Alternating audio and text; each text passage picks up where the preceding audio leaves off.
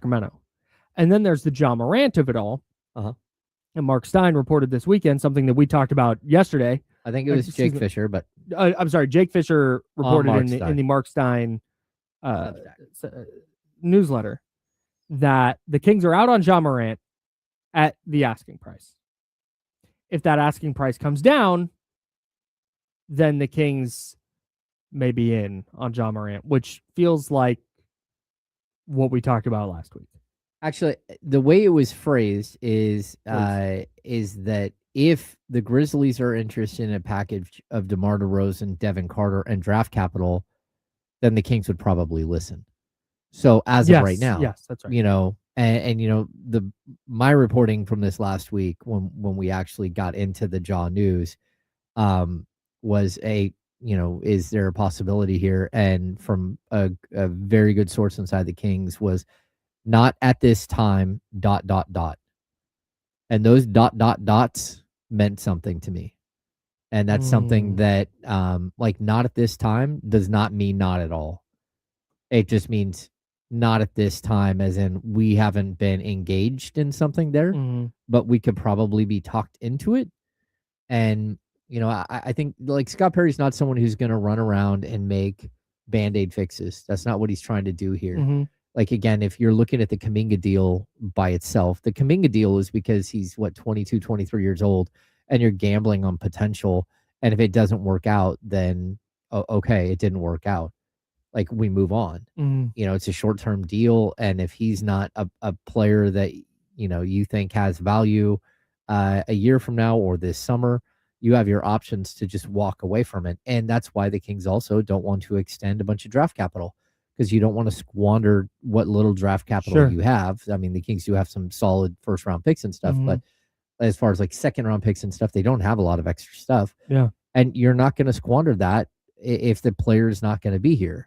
Well, and I think with Ja specifically, there's also the element of did you see that stat from John Hollinger that Ja Morant hasn't played more than 6 consecutive games since 2023? Yeah, that's crazy.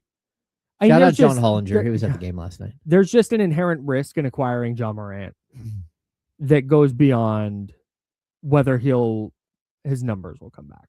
Well, I think it makes sense that if you're Scott Perry, the idea is there. The idea of getting a young point guard who was once the 1A of an ascending team in the West, that sounds good. But like you said, when it starts meaning giving up major draft capital or giving up a young player that you want to build around, that becomes a little less palatable. Well, I think there's a legitimate fear that he's Derrick Rose.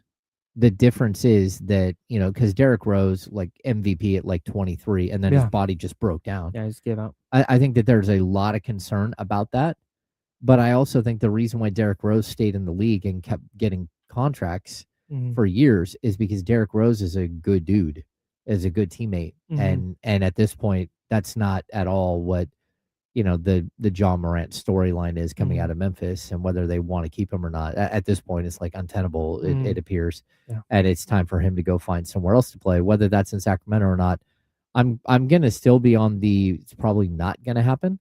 But all of these other trades, I legitimately could see the Kings flipping most of their roster between now and the trade deadline, or at least right after the trade deadline, once the dust settles. Because if you do a 3 for you send out 1 player and you bring back 3, that means that 2 players get waived. Boom, gone. Jeez. And then if you waive one of those players to open up another roster spot, this thing could quickly envelop and consume half of this roster, maybe more than half this roster. Be pretty incredible. Yeah. If Scott Perry could pull that off, that would be a really great start to his tenure. Yeah, he blew up the Knicks and rebuilt them in a year. I don't know if he can do that here. Yeah, we'll see though. It sounds at least like the path it might be narrow, but it's there. Yeah. No, he's trying. That's what I would say. That's a better sign than sitting here going, well, nobody wants their dudes, so we're locked into this for the rest of this year. Yeah. All right. That's